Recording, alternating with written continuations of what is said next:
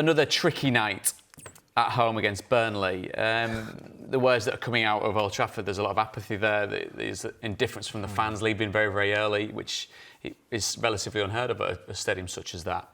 They spent a hell of a lot of money to be exactly where they are. Now, are we looking at them?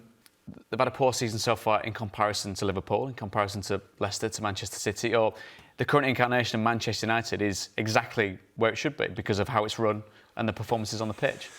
Well, as you said, they spent big. The biggest spenders last summer, 146 odd million.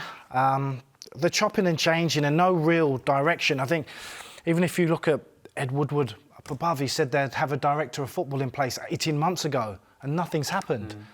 You know, it seemed like a token suggestion of, it was, that might work, just to appease the fans. But if you're going to appease them, do it, deliver. And they haven't done that. And therefore, he's still got quite a strong input on the transfers. And they haven't bought well. We all know that. You can see it. They spent a lot of money. The players haven't delivered.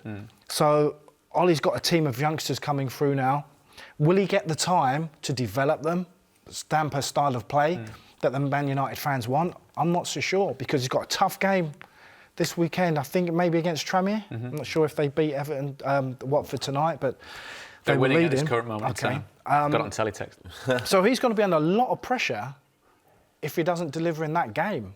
Yeah, because what 2-1 to Tranmere, it finished. Well, there you go then. So, and Tranmere are going to be sensing blood. They're going to be. They're going to beat Man United. Well, but they'll believe they can. They will believe they can. They go and get an early goal. That'll be a real test for those Manchester United players. And I think what we're saying, like Phil says, if no director of football, you always do what you always did. You always get what you always got. So for the last while of Manchester United, they keep doing the same process. They're going to keep ending. It's not going to change. So you need to get an identity, a profile of the player you want, the way you're going to go, what's going to fit the system. So if you look at other teams, you know, how they're going to play, so whether it's Brendan Rodgers with Leicester, they look at how they want to play, how they're going to get that blend, you know, making Tielemans a permanent fixture, the fullbacks they want, the holding midfielder, indeed, you know, that's how they want to play. So they look at it, they look at the succession plan. You're going to get centre-halves that can play on the ball. So you've got to look at that. Manchester City, Liverpool is a clear. Wolves, they know how they want to play. So there's certain profile. So if you're going to they want to play with a back three. So the centre-backs have to be a certain height, mobility. Cody in the middle has to play in that way. I can't see what the recruitment is for Manchester United. They're buying the young players, fantastic, but this is Manchester United. So it's hard enough to go and play at lesser clubs when the fans are on you. To play at Manchester United, Daniel James, fantastic player. Watched him at Swansea, thought, whoa, he's a top talent. But to play the number of games he has, you know, we're talking there about strikers.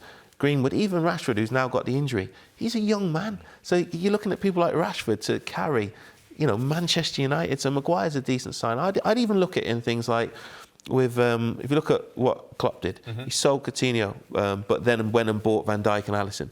I would look at it and think, I could sell De Gea for massive money. I'll get Henderson back from Sheffield United, use that money, invest it elsewhere, and start looking at that. I know we always talk about Pogba all the time, but if he doesn't want to be there, get the money in, reinvest it. So with a scouting system, still the attraction of the badge of Manchester United, I think that's what they've got to do because the fans will not accept losing, no respect to Burnley, in the manner they did. So if we're looking at...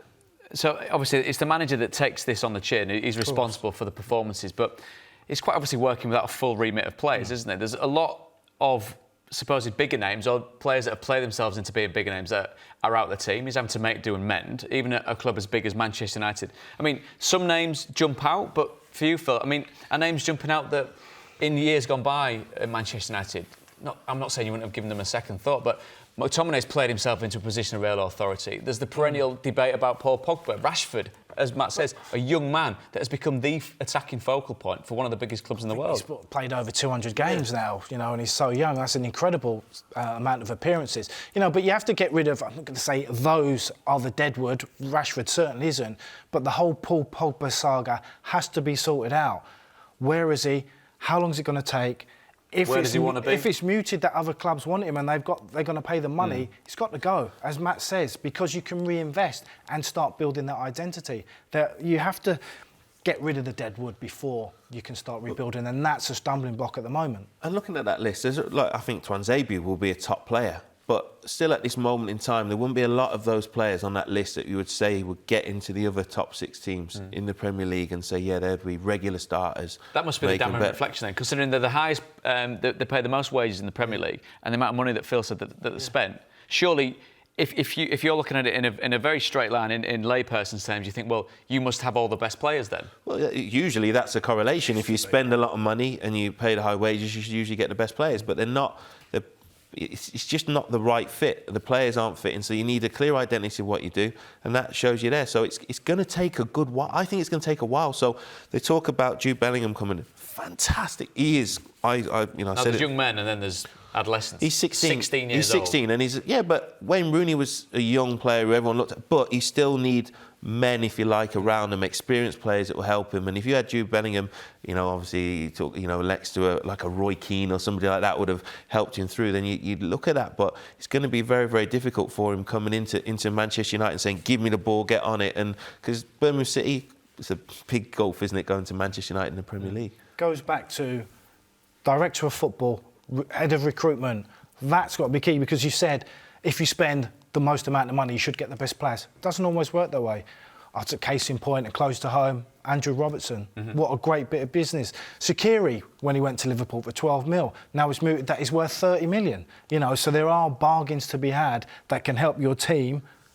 And then, I suppose the example there as well, I mean, Liverpool have someone in that position, Michael Edwards, who knows exactly what he's doing and is facilitated both from the top and sideways and below him to be able to get those deals done. But United have found themselves in a position where, do they know what they want or who they need to get into those positions? Well, that's the thing. Like, obviously, Solskjaer's saying that we're on track, we're doing the thing. So from up above, they must be saying, I think Wan-Bissaka's a fantastic player.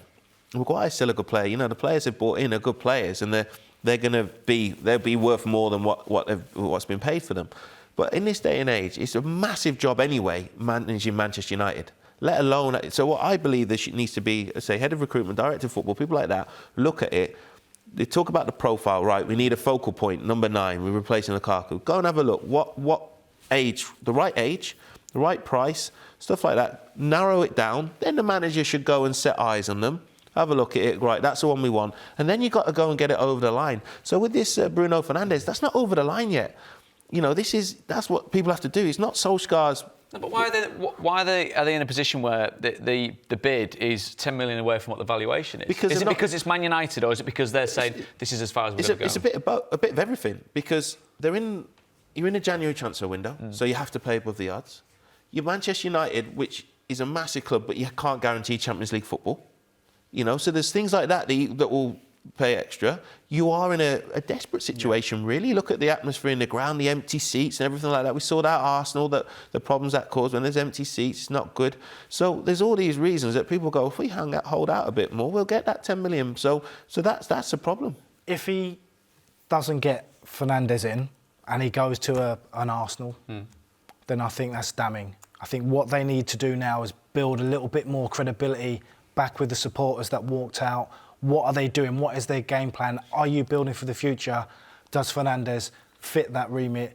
And is he going to be a superstar for us going forward? The first piece of the real building blocks. Because he's top drawer, isn't he? Goal-scoring midfielder, very, very good. He's what he'd bring. He would definitely come in and make Manchester United better. Right here, right now, as you said, we're looking at the likes of Bellingham and players like that, but the right here, right now, that if Fernandes comes in, he will give Manchester United a massive chance of getting in the top 4. Does the right here, right now involve someone that was dear to the Hearts at one point in Carlos Tevez? Rumours that they may be interested in bringing him back to a site of a place where he scored a hell of a lot of goals. Obviously, he rubbed them up the wrong way by flouncing out, but in desperate needs, do you go for a desperate answer to that? I'm not sure, depending on what the figures are, but... That's be pretty big. Why look backwards? You're trying to build for the future.